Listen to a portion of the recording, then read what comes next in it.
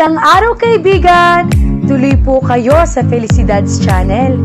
Sa mga kwento ng buhay at pag-ibig na hinalukay sa natatagong baul ni Felicidad. Pero bago po tayo magpatuloy, huwag niyo pong kalilimutan na i-like ang video, i-subscribe ang channel, at i-click ang notification bell para lagi kayong updated sa mga parating pa na upload.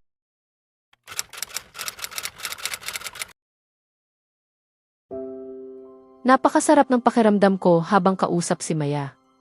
Ngunit nang sabihin ni Rini na narito si Carol, bigla akong nakaramdam ng tensyon.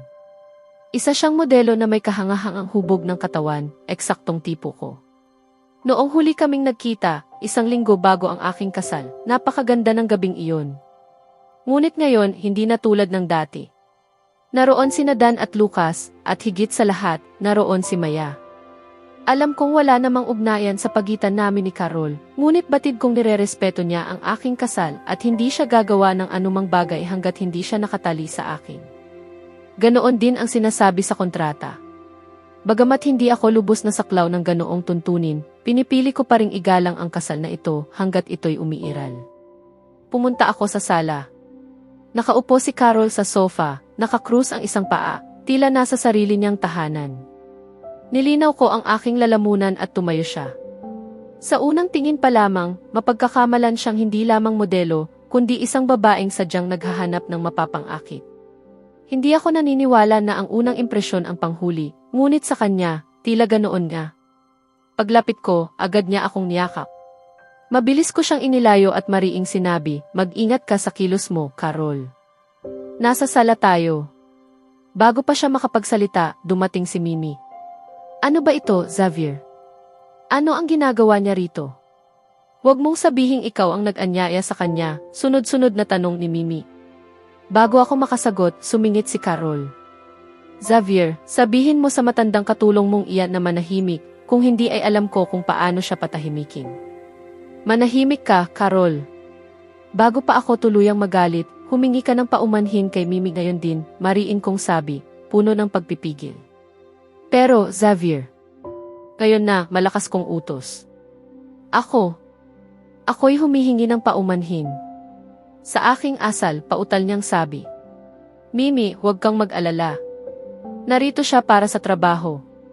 Pag-uusapan namin ito sa silid ko, paliwanag ko upang mapanatag siya." Kahit may alinlangan, umalis siya. "Ano ang pakay mo rito, Carol?" Tanong ko. Ngumiti siya ng mapang-akit at sinabing, "Huwag kang magkunwari, Xavier. Mahigit 1 linggo na mula nang huli tayong nagkasama. Hindi mo ba naiisip na dapat itong maulit? Para sa akin, para sa atin?" Maingat kong inalis ang kanyang kamay. "Una sa lahat, natapos ang lahat sa gabing binayaran kita. Kung nanaisin kong makita ka muli, ako ang tatawag. Hindi ka dapat basta na lang dumarating dito.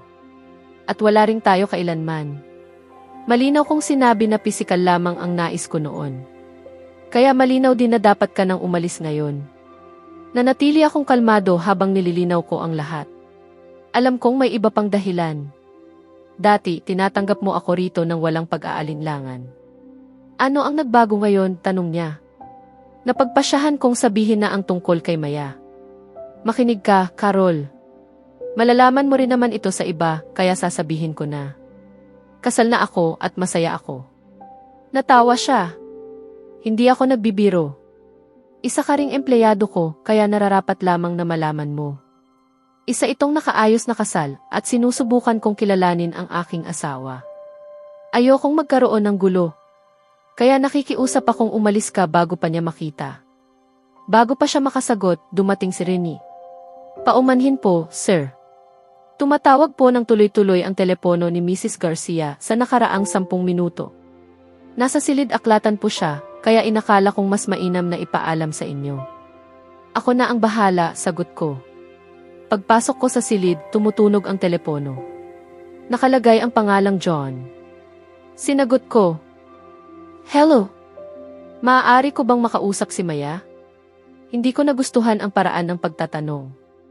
"Abala siya ngayon. Maaari mong sabihin sa akin at ipararating ko." "Pasensya na, pero personal ito."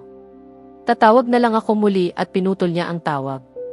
Sunod-sunod na mensahe ang pumasok. Nasaan ka na? Nag-aalala ako. Hindi mo ito magagawa sa akin. Sumagot ka, nakakatakot na. Mahal kita, Maya. Magkikita tayo sa Lunes, hindi ba? Nabigla ako. May kasintahan siya. Hindi ko akalaing pinapayagan mong magkaroon ng kasintahan ang asawa mo kahit kasal na kayo, sabi ni Carol. Hindi ko napansin na naroon pa siya. Agad kong ibinaba ang telepono. Huwag ngayon, Carol, mariin kong sabi. Makinig ka lang. Aalis din ako. Inuuna mo ang asawa mong may iba na pala. Nakukuha niya ang marangyang buhay mula sa iyo at ang saya mula sa iba. Hindi ba't ikaw mismo ang nagsasabing pare-pareho lang ang mga babae? Tumama ang kanyang mga salita.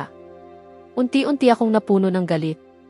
Hindi ko na malayang hinalikan ko siya, dala ng galit at kalituhan. Pagkatapos na nangyari, nakaramdam ako ng matinding pagkakasala. Ngunit naisip ko, kung siya man ay may ibang lalaki, tila patas lamang ito. Lumipas ang oras. Kumain ako kasama sina Dan at Lucas. Walang nagbanggit tungkol kay Maya at hindi rin ako nagtanong. Pagsapit ng gabi, napansin kong wala siya sa kanyang silid. Hinanap ko siya. Tulog na siya sa bahay ng kaibigan niya, sabi ni Mimi. Babalik siya bukas. Tumango ako. Ngunit sa isip ko, malinaw ang iniisip ko, marahil kasama niya ang lalaking iyon. Ako ang nagmukhang hangal, sinusubukang igalang ang kasal na ito. Ngunit ngayon, ibabalik ko lamang ang pagtrato na ibinigay niya. Sinubukan kong gawing isang maayos na pagsasama ang isang sapilitang kasal. Ngunit hindi na. Mula ngayon, mananatili itong isang sapilitang kasal. Hanggang sa ito'y matapos. Eksaktong alas 11 ng umaga, dumating si Daisy upang sunduin ako. Sa loob ng sasakyan, hindi siya nagtanong at ako naman ay hindi rin nagsalita. Pagkaraan ng 20 minuto, nakarating kami sa kanyang bahay. Binuksan niya ang pinto para sa akin. Pumasok ako at umupo sa sopa sa sala. Nagdala siya ng isang basong tubig. Ininom ko iyon ng isang lagok at tinitigan niya ako na tila naghihintay ng sagot. Kasal na ako, diretso kong sabi. Kung ibang sitwasyon ito, tatawa ako at iisipin kong nagbibiro ka. Pero ngayon, alam kong hindi. Kaya ikwento mo sa akin ang lahat, sagot niya. Ikinuwento ko ang lahat. Mula sa sapilitang kasal hanggang sa matitinding pag-atake ng aking pagkabalisa nitong mga nakaraang araw. Ibinahagi ko rin ang nangyari kaninang umaga nang makita ko si Xavier na may kasamang ibang babae sa pasilyo. Tahimik siyang nakinig, walang bakas ng paghusga. Totoo ngang mahusay siyang makinig. Buong-buo ang kanyang atensyon. Pinunasan niya ang aking mga luha at sinabi, pasensya ka na. Wala ako noong kailangan mo akong kasama. Nangako akong sasamahan kita sa saya at lungkot, pero hindi ko iyon nagawa. Lagi kang nandyan para sa akin. Sa pagtatapos ko, sa pagkawala ng mga magulang ko, at sa pinakamasakit kong paghihiwalay. Pero noong ikaw ang nangangailangan, wala ako. Paumanhin. Hinawakan ko ang kanyang mukha. Hindi mo kasalanan ito, Daisy. Ako ang nagkulang ng lakas ng loob. At ang kasakiman ng mga magulang ko ang nagtulak sa akin sa ganitong sitwasyon. Hindi ko rin alam kung paano ka haharapin kaya iniwasan kita. Natatakot akong mawalan ng kontrol kapag nakausap kita. Kahit naroon ka, kung hindi ako lalaban para sa sarili ko, wala ring magagawa ang iba. Hindi ito kasalanan mo. Ako ang lumayo. Hindi ako handang ibahagi sa iyo ang lahat noon. Pareho kaming umiiyak. Nagyakapan kami at hindi ko na namalayang matagal na pala kaming ganoon. Ibinubuhos ang lahat ng bigat ng damdamin. Makalipas ang ilang sandali, pumunta kami sa kanyang silid at naupo sa kama. Sabihin mo sa akin ang tungkol sa iyong pagkabalisa, sabi niya. Bilang doktor, dapat kitang palakasin ang loob. Pero bilang kaibigan, kailangan mong marinig ang katotohanan. May pagkakaiba ang anxiety attack at panic attack. Ang panic attack ay bigla ang matinding takot na may kasamang pisikal na sintomas kahit walang tunay na panganib. Pagkahilo, mabilis na tibok ng puso, panginginig, hirap sa paghinga, pananakit ng dibdib at iba pa. Ang anxiety naman ay maaaring magdulot ng pagkahilo, problema sa tulog, pagkapagod, ananakit ng katawan at tensyon sa kalamnan. Sa totoo lang, imbes na gumanda, lumala ang kalagayan mo. Hindi na tayo maaaring magbakasakali. Kailangan mong alagaan ang sarili mo. Kung hindi ka masaya roon, bukas ang bahay ko para sa iyo. Pero alam kong hindi kita mapipilit. Sa makalawa, isasama kita sa ospital. May mga pagsusuri akong gagawin. Pangako, aalagaan mo ang sarili mo. Ikaw na lang ang natitira sa akin. Tiningnan ko siya. Ikaw na lang din ang meron ako ngayon. Kaya ipinapangako kong magiging matatag ako. Hindi ako papayag na may mangyari sa akin. At huwag kang mag-alala. Hindi ko kailangang lumipat dito. Dahil lamang may ibang karelasyon ang asawa ko, hindi ibig sabihin ay babagsak ako roon. Nariyan si Ana, parang ina ko. Nariyan din si Dan at Lucas. At higit sa lahat, ikaw. Ngayon, malaya na ako. Wala nang pumipigil sa akin. Maaari na tayong magkasama kahit kailan. Napayakap kami muli. Sumobra na ang drama, sabi ni Daisy na masigla. Mamimili tayo, manonood ng pelikula at dito ka matutulog. Wala kang pagtanggi. Ngumiti ako. Noon, hindi ko naranasan ang ganitong kalayaan. Pero ngayon, maaari ko nang mabawi ang lahat ng nawala. Nagpadala ako ng mensahe kay Ana na hindi ako uwi. Kumain kami, namili at gaya ng dati, napakahirap samahan ni Daisy sa pamimili. Maraming sinusukat pero kakaunti ang binibili. Pag-uwi, nag-order kami ng pizza at nanood ng romantikong komedya. Tawanan kami ng tawanan. Sa gabing iyon, nakalimutan ko ang lahat ng problema. Nakatulog akong may ngiti. Nagising ako kinabukasan nang makita si Daisy na nakapatong sa akin. Nakayakap at nakadagan. Napangiti ako at tahimik na nagpasalamat. Maingat akong bumangon, kumuha ng larawan niya bilang ebidensya at naghanda ng almusal. Hindi kami nangangailangan ng magagarang bagay para maging masaya. Kailangan lang namin ng taong unawa. Naghanda ako ng sandwich at matamis na kape. Pagpasok ko, gising na siya. Magandang umaga, bati ko.